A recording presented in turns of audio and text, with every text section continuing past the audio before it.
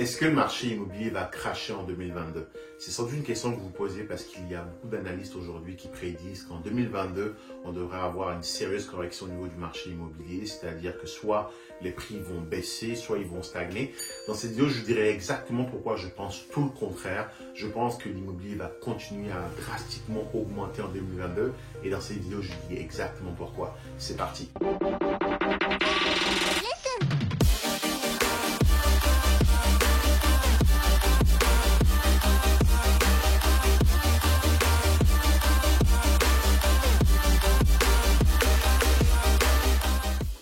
Dans cette vidéo, je vais vous donner 5 raisons pour lesquelles je pense que les prix vont continuer d'aller vers la hausse. Et toutes ces raisons ont toujours à voir avec l'offre et la demande. Ce qu'il faut comprendre, c'est que lorsqu'on a un marché qui est à la baisse ou qui stagne, c'est parce qu'en général, on a autant d'acheteurs que de vendeurs, ou tout au moins parce qu'on a plus d'acheteurs que de vendeurs. Donc, dans la crise économique qu'on a eue en 2008 aux États-Unis, ce qui s'est passé, c'est qu'il y avait énormément de biens sur le marché, il y avait très peu d'acheteurs, et donc forcément, les acheteurs, le peu d'acheteurs qu'il y avait sur le marché, ont tiré les prix vers le bas. Les biens aussi ont continué à perdre de la valeur et en perdant de la valeur, ça forçait les gens à les vendre à rabais, ça forçait les banques à les vendre parce que les gens n'arrivaient plus aussi à payer leurs obligations hypothécaires à cause justement de la crise économique qu'il y avait aussi en parallèle. Ce qui fait qu'il y a eu énormément de biens sur le marché, donc ça tirait les prix vers le bas. Ce n'est pas ce qu'on a aujourd'hui. Et donc la première raison pour laquelle je pense qu'on n'aura pas une crise immobilière en 2022, notamment au Canada où est-ce que je vis actuellement, c'est à cause de l'inventaire. De tout temps, quand on a un crash immobilier ou quand les prix baissent drastiquement, c'est parce qu'il y a trop de biens à acheter. Aujourd'hui, c'est l'inverse. Vous allez sur le marché, vous faites une offre d'achat, il est assez fréquent de se retrouver à 10-15 offres d'achat sur un bien. Dès que c'est un bien qui est un peu intéressant, qui est pricé comme il faut, il y a 10 à 15 offres. Pas plus tard que la semaine dernière, je suis avec une amie, un bien était affiché à 500, 550, on a fait une offre à 600 000 et on ne l'a pas eu. Pourquoi? Parce qu'il y a eu 10 autres offres.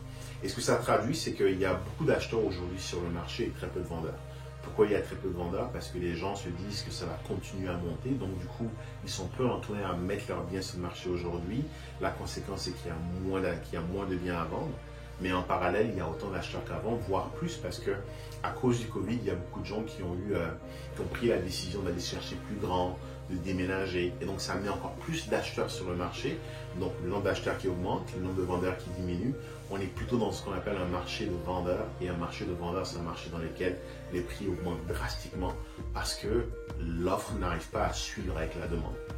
La plupart des cas que je vois actuellement quand les gens mettent des biens en vente, c'est souvent pour une simple raison, c'est soit parce qu'il y a un événement de vie, donc ils viennent d'avoir un enfant, il leur faut absolument cette chance supplémentaire, ou bien il y a un changement de vie au niveau professionnel, ils se disent écoute, je ne veux plus travailler dans les gros centres-villes, je vais aller vivre un peu plus loin, du coup ils vont aller en banlieue ou en province, ils vont arriver avec leur grosse capacité d'achat et vont tirer vers les prix vers le haut aussi. Et donc, en dehors de ces cas-là, en dehors du fait qu'il y a un événement de vie, un départ à la retraite, un nouvel enfant qui arrive, une chambre supplémentaire qui est nécessaire, les gens ne vendent pas aujourd'hui. Et parce qu'ils ne vendent pas, il y a très peu de biens sur le marché. Parce qu'il y a très peu de biens sur le marché, le gros volume d'acheteurs qu'on a là se battent pour le peu de biens qu'il y a sur le marché. Et par conséquent, on passe dans ce qu'on appelle les offres multiples, les surenchères. Et c'est pour ça que les prix continuent à monter. Donc, tant qu'on n'aura pas réglé le problème de l'inventaire, il n'y a aucune raison pour que la direction du marché elle change. Donc aujourd'hui, l'inventaire est bas, ce qui fait que les prix montent.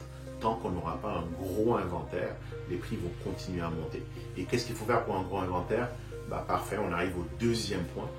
Le deuxième point qui fait pour la raison pour laquelle je pense que l'immobilier ne va pas chuter cette année, c'est parce que l'une des raisons, quand on regarde un peu les cycles économiques qui font que l'immobilier chute, c'est parce qu'on a un gros inventaire qui est dû à la construction. C'est-à-dire qu'il y a beaucoup de biens qui sont livrés sur le marché.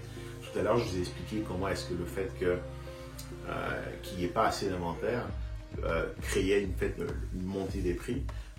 L'autre raison pour laquelle je pense que les prix vont continuer à monter, c'est qu'on n'est pas en train d'adresser le problème de l'inventaire et souvent la manière de l'adresser, c'est à travers la construction neuve. On n'est pas en train de construire assez. Contrairement à ce qu'on pourrait penser, il y a plein de tours qui poussent un peu partout, mais on avait un gros décalage, on avait un gros retard par rapport aux besoins de la population. Ce qui fait qu'ultimement, malgré les nouvelles constructions qui sont en cours, même si elles sont livrées dans les années qui vont venir, elles ne suffiront pas à pallier au problème qu'on a aujourd'hui sur le marché, qui est le fait qu'il n'y a pas assez de biens. L'autre élément qui vient avec la construction, c'est que de façon générale, pour construire, c'est assez lent. dans le sens où il faut aller chercher des permis auprès des autorités compétentes, donc les villes, les urbanismes. C'est souvent des démarches qui sont un peu plus lentes dans l'exécution. Et l'autre élément aussi, c'est qu'il faut prendre le temps de monter tous ces étages-là, de les construire, et c'est aussi quelque chose qui prend du temps. Et si à ça, on rajoute aujourd'hui la problématique de l'approvisionnement en matières premières, vous le savez sans doute, mais avec le Covid, les chaînes d'approvisionnement, les navires sont bloqués, il y a moins de biens qui rentrent dans le marché. En plus, avec la fermeture de certaines frontières, il y a eu moins de circulation de biens entre les différents pays. Ce qui fait qu'aujourd'hui, on a beaucoup de mal même à se procurer du bois pour construire. Au Québec, on construit beaucoup en bois et briques. Donc, on a beaucoup de mal à se procurer du bois pour être en mesure de pouvoir construire. Donc, oui, on construit beaucoup, mais on ne construit pas assez par rapport aux besoins. Donc, c'est mon premier point. Puis même, on construit, mais on ne construit pas assez vite. Et en plus, la vitesse de livraison est ralentie à cause du fait qu'on manque un peu de matières premières. Donc, quand on prend tous ces éléments-là, l'une des façons qui était de venir adresser le problème d'inventaire en livrant des nouveaux biens sur le marché ne se fera pas ou ne se fait pas à la vitesse requise. Et donc, justement pour ces raisons, il y a très peu de chances que le marché immobilier va partir à la baisse parce que on n'est pas en train d'adresser la problématique toujours de l'inventaire parce que la construction neuve ne suit pas. Un autre élément qui confirme ce point-là, c'est que le gouvernement du Canada, à travers la SCHL, vient de lancer des programmes pour encourager la construction de nouveaux logements. La raison pour laquelle ils font, c'est parce qu'il n'y en a pas assez. Et si on retourne un peu il y a quelques mois aux élections qu'on avait, l'un des points phares de chacun des programmes électoraux, que ce soit le NPD, le Parti conservateur ou bien les libéraux, c'était vraiment de fournir un gros volume de logements parce qu'on a une grosse pénurie actuellement au Canada. Donc tout ça, ça vient confirmer le fait qu'on a un problème on ne fournit pas assez de nouveaux logements, on ne construit pas assez. Et c'est d'ailleurs pour ça que le gouvernement veut donner des incentives pour pousser les gens à produire encore plus, à construire encore plus, afin d'adresser le problème qu'on a aujourd'hui, qui est que l'inventaire est très bas. Troisième raison pour laquelle je pense qu'on n'aura pas une crise immobilière cette année, elle est liée au taux.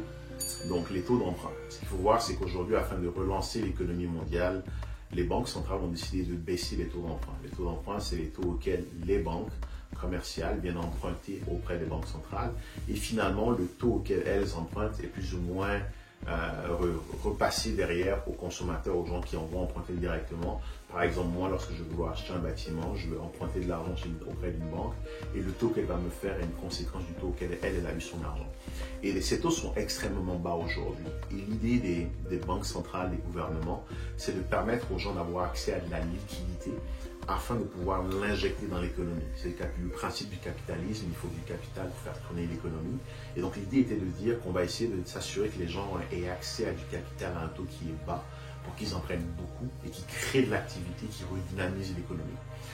Le côté un peu pervers de cette approche-là, c'est que derrière, ça veut dire que emprunter de l'argent, par exemple, pour acheter des actifs immobiliers, coûte pas cher. Les taux sont à un niveau bas historique et donc ça pousse les gens, ça donne ça. Des taux bas, ça augmente la capacité d'emprunt de certaines personnes et leur permet du coup de pouvoir entrer sur le marché. Vous vous souvenez ce que je vous ai dit au début, juste avec les taux qui sont bas, ça veut dire qu'on a plus d'acheteurs qui sont sur le marché. On n'a pas réglé le problème du nombre de vendeurs, on n'a pas réglé le problème de l'inventaire. Et donc du coup, qu'est-ce qui se passe? L'inventaire qui est stable ou qui baisse, le nombre d'acheteurs qui augmente, ça pousse les prix vers le haut. Toujours dans cette philosophie, il y a effectivement des intentions cette année d'augmenter ces taux-là progressivement, mais encore là, il va se passer deux choses. Soit ils vont les augmenter, mais vu qu'on est actuellement à des niveaux qui sont historiquement bas, ça reste de l'argent qui est pas cher pour faire des acquisitions. Donc, il y aura toujours quand même beaucoup de gens dans le marché qui vont réussir à emprunter pour acheter. Et donc, on a toujours plus d'acheteurs. Au deuxième point, je pense qu'ils vont tout simplement pas vraiment les augmenter autant que prévu parce que il faut relancer l'économie. Et lorsque vous augmentez les taux trop rapidement ou que vous mettez des taux qui sont trop élevés, ça empêche la capacité des gens à emprunter, que ce soit les entreprises ou les particuliers. Et donc, la conséquence, c'est qu'ils vont être moins en mesure d'injecter de l'argent dans l'économie. Donc, les autorités ont une intention de l'augmenter pour venir un peu pallier à l'inflation, mais l'augmenter trop viendrait ultimement freiner la croissance et freiner la relance. Donc, il y aura un juste équilibre à trouver. Oui, je pense qu'ils vont augmenter cette année, mais pas de façon catastrophique comme on nous l'annonce. Et surtout derrière, même en augmentant, ils seront encore à des niveaux records qui sont bas. Aujourd'hui, j'ai une amie récemment qui a acheté une maison, elle a eu un taux de 1,75, ce qui est vraiment bas. Souvenez-vous que dans les années 80-90, les gens empruntaient des fonds à 10-15%. Donc, On est vraiment encore à des niveaux qui sont très bas, l'argent n'est pas cher et la conséquence c'est que les gens vont aller chercher de l'argent pour l'injecter dans les marchés immobiliers. Et ce que ça fait comme conséquence, c'est que ça ramène un gros volume d'acheteurs sur le marché. Comme je vous ai dit, tout est lié à l'offre et à la demande, comme dans tout marché dans tout marché libre. Ce qui définit la montée ou la baisse des prix, c'est toujours l'offre et la demande. S'il y a beaucoup d'offres et peu de demandes, les prix baissent. S'il y a beaucoup de demandes et peu d'offres, les prix augmentent. C'est ce qu'on a connu sur les 2 dernières années. C'est ce qui continue d'arriver aujourd'hui. Et rien n'indique que cette dynamique va changer. Quatrième élément pour lequel je pense qu'on n'est pas prêt d'avoir une crise économique, c'est que l'immobilier, ultimement, c'est un investissement. C'est un choix que les gens font de dire, je vais investir dans de la pierre. Traditionnellement, il y a 3 gros véhicules d'investissement pour ceux qui veulent créer de la richesse. Soit ils investissent en achetant des compagnies directement, soit ils investissent à travers les marchés boursiers, donc ils achètent des compagnies à travers des actions de ces compagnies dans les marchés boursiers. Dans le premier cas, c'était des achats directs de compagnies. Ou bien, troisièmement, ils investissent en immobilier. Aujourd'hui, les marchés boursiers sont très, très instables. Il y a une très forte volatilité actuellement dans les marchés immobiliers, dans les marchés boursiers. Et donc, l'investisseur aguerri doit se poser la question de savoir est-ce qu'il veut vraiment entrer dans un marché qui pourrait crasher demain. Quand on parle de crash boursier, celui-là, par contre, je pense qu'il est tout à fait plausible. Pas un crash, mais plus une correction, parce qu'on a vraiment eu une grosse hausse sur les dernières années. Et donc, qui dit correction, dit perte d'argent. Et donc, beaucoup de gens sont frileux à investir en bourse aujourd'hui parce qu'ils voient le marché comme étant instable. Donc, la conséquence, c'est de plutôt dire, on va mettre l'argent ailleurs dans quelque chose qui est un peu plus sécuritaire. Et l'immobilier est par définition l'un des investissements les plus sécuritaires au monde. Donc on se retrouve dans une situation où est-ce que les gens vont préférer mettre leur argent dans l'immobilier et non dans la bourse. Encore une fois, on vient en faisant ça avec ce climat ambiant d'incertitude au niveau de la bourse. On vient tout simplement de gonfler encore le rang de gens qui potentiellement vont investir en immobilier parce qu'ils vont faire un choix qui est d'aller vers l'immobilier et non vers la bourse. Ça veut donc dire qu'il y aura encore plus d'acheteurs sur le marché. Plus d'acheteurs sur le marché dans lequel on n'a pas réglé le problème d'inventaire, ou est-ce qu'on n'a pas augmenté le nombre de biens qui sont à vendre. Même dynamique, on a plus de demandes que d'offres. Et donc, qu'est-ce que ça fait? Ça va tirer les prix vers le haut. Donc, juste en regardant cet élément-là, en regardant un peu l'instabilité de la bourse, en regardant un peu comment est-ce qu'il y a une très forte volatilité, les prix fluctuent vraiment de façon assez agressive, ça va pousser beaucoup plus de gens à aller vers quelque chose de plus stable, vers des choses un peu plus sécuritaires. Et de tout temps, l'immobilier a toujours été ça. Ça a toujours été un moyen sécuritaire d'investir. Et donc, la conséquence, c'est que les gens iront plus vers l'immobilier que vers la bourse. Et on va encore derrière, du coup, par conséquent, accentuer le problème qu'on a déjà. Si vous vous souvenez, je vous le disais au début, le problème qu'on a aujourd'hui, c'est un problème d'inventaire. Il n'y a pas assez de biens à vendre par rapport au nombre d'acheteurs. Et avec ça, on va juste accentuer ce phénomène-là. En accentuant ce phénomène, ce qu'on va faire, c'est pousser les prix encore vers le haut. Donc, c'est la 4e raison pour laquelle je pense qu'on est très loin d'avoir une crise en immobilier. Est-ce qu'on aura une crise en bourse? C'est une autre question. Je pense qu'il y aura une sacrée correction. Et on le vit déjà aujourd'hui sur le marché boursier. Mais au niveau de l'immobilier, il y a très peu de chances qu'on voit une baisse cette année, tant qu'on gardera la même conjoncture actuelle. 5e raison, et celle-là, c'est un peu ma favorite pour laquelle je pense qu'il est très peu probable que les prix vont baisser. C'est qu'au Canada, puis vous avez sans doute peut-être dû voir passer un article où est-ce que la stratégie géopolitique du Canada est d'avoir 100 millions d'habitants d'ici 2100. C'est carrément de la survie. On est 35 millions aujourd'hui. On a une petite économie comparée au reste du monde, comparée à notre gros voisin en bas qui est les États-Unis. On a un ratio de 1 pour 10 habitants. Donc pour un Canadien, il y a 10 Américains. Et donc, le Canada a mis en place une stratégie qui consiste vraiment à drastiquement augmenter sa population, et ça va se faire à travers l'immigration. Et ce n'est pas un vœu pieux, c'est une obligation. On regarde un peu sur le marché du travail aujourd'hui, on a une grosse pénurie de main-d'œuvre. Les systèmes éducatifs au Canada, notamment au Québec, ne produisent pas assez de ressources pour répondre à la demande dans des secteurs comme la technologie, comme la santé. C'est des secteurs où est-ce qu'aujourd'hui, certaines entreprises vont carrément faire du recrutement à l'étranger parce que c'est la seule façon pour elles de trouver les ressources dont elles ont drastiquement besoin pour continuer à exister. Et donc, l'immigration va être un fer de lance, que ce soit les libéraux ou peu importe qui sera au pouvoir, même au Québec. À travers la CAQ, on a l'obligation de faire venir énormément de monde si on veut pouvoir continuer à faire tourner l'économie, remplacer les baby boomers qui vont à la retraite et occuper plus largement le territoire où est-ce qu'on a énormément de ressources non exploitées parce que justement on n'est pas assez. J'aime bien donner l'exemple de la comparaison entre le Canada et la France. On a 35-38 millions d'habitants au Canada. alors qu'en France, on est à 70 millions d'habitants. Et le Canada doit faire, à mon avis, une dizaine de fois la taille de la France. Donc, on est quand même dans une situation dans laquelle il y a un vrai manque de population. Et la meilleure façon de le faire, c'est oui, d'encourager les gens à faire des enfants, ce qui se fait à travers différents programmes d'aide aux familles, mais aussi à travers l'immigration. Et qui dit immigration, dit les gens qui, en général, le Canada a une politique d'immigration choisie. Donc le Canada fera venir des gens qui ont déjà certains diplômes, qui ont déjà certaine éducation, qui vont pouvoir travailler tout de suite, participer à l'effort de guerre à travers des taxes. Et ces gens-là, il faut les loger. Il faut les loger, mais c'est souvent des gens aussi qui sont déjà un peu plus seniors, qui vont vouloir être propriétaires. Et donc, c'est des gens qui vont arriver sur le marché de l'immobilier, qui vont vouloir acheter. Donc là, à nouveau, encore comme vous voyez un peu la dynamique, on vient encore d'augmenter le nombre d'acheteurs, mais on n'a toujours pas réglé le problème de l'inventaire, qui est le problème du nombre de biens qui sont à vendre. Qu'est-ce qui va se passer? Une autre augmentation. Donc voilà, c'est un peu les 5 raisons pour lesquelles, puis je peux vous en citer d'autres, je pense qu'il va vraiment y avoir une grosse...